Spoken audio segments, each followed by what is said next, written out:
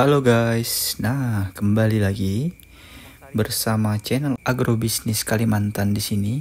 Kali ini kita sedang berada di kebun timun ya guys. Nah, ini adalah kebun timun milik teman kita. Ini sebenarnya adalah kebun sawit yang ditumpang sarikan ya dengan kebun timun. Nah, jadi sebelum sawit ini besar, teman kita ini menanam timun agar lahannya bisa dimanfaatkan secara maksimal ya guys. Nah, timunnya di sini subur-subur, sudah beberapa kali panen ya. Di sini juga selain timun ada juga menanam sawi kampung ya guys. Jadi selain sawit ditanam juga timun, dan di bawah timun biasanya teman kita ini menanam sawi kampung. Nah, ini adalah kebun timun yang sudah beberapa kali panen. Ini ada yang terkena serangan hama juga, makanya daunnya kuning-kuning seperti ini.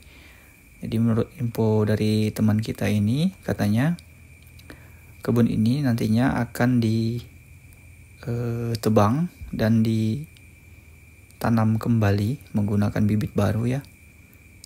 Karena ini sudah tidak bisa dikendalikan hamanya. Sudah menyerang sampai ke daun-daunnya menjadi kuning ya. Jadi katanya itu mau garap ulang dan ditanam baru supaya tidak terkena hama.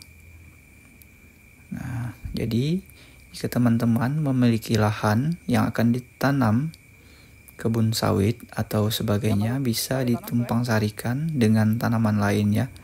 Contohnya seperti ini. Jadi lahannya itu sembari kita menunggu sawitnya besar, nah bisa kita manfaatkan dengan berkebun tanaman lain ya, seperti timun ini. Jadi di sini dalam kondisi banjir ya, agak sedikit banjir ini karena tidak jauh dari sungai besar ya. Di sekitar 200-an meter dari kebun ini ada sungai besar yang sedang meluap ya. Karena di hulu sana ada hujan tadi malam yang sangat besar ya, sehingga sungainya menjadi meluap. Mudah-mudahan kata teman ini tidak lama banjirnya, karena kalau agak sedikit lama pohon atau tanaman timun ini bisa mati ya, karena bisa menyebabkan busuk akar katanya. Nah, ini baru beberapa minggu yang lalu ditanam kalau menurut informasi teman kita ini. Nah, sangat subur ya guys, daunnya hijau-hijau timun ini. Jadi di sini sebenarnya awalnya teman kita ini menanam kelapa sawit ya. Jadi ditumpang sarikan dengan tanaman timun, sawi kampung dan lain-lain ya. Tapi lebih fokusnya ke sawit. Nah, di kebun timun ini hanya tumpang sari ya guys.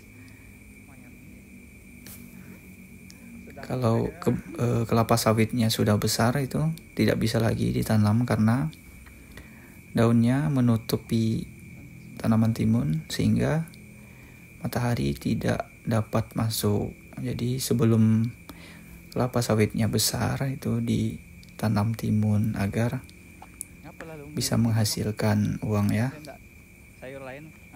Sembari tanaman kelapa sawitnya belum menghasilkan sama sekali ya.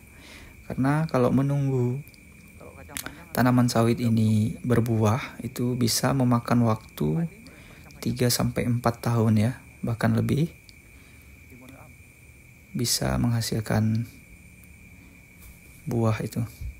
Jadi sebelum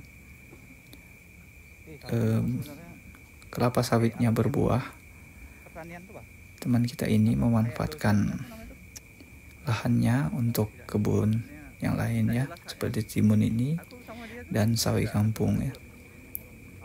Jadi kebunnya atau lahannya itu tidak sia-sia dan menghasilkan. Nah, ini adalah panen-panen sisa ya, karena sebelumnya sudah dipanen sampai ratusan kilo, bahkan selama berkebun itu sudah sampai mencapai 4 ton ya selama ini katanya. Dan pemasarannya pun tidak sulit ya untuk timun ini, karena langsung diambil oleh pengepul atau penjual sayur ya guys.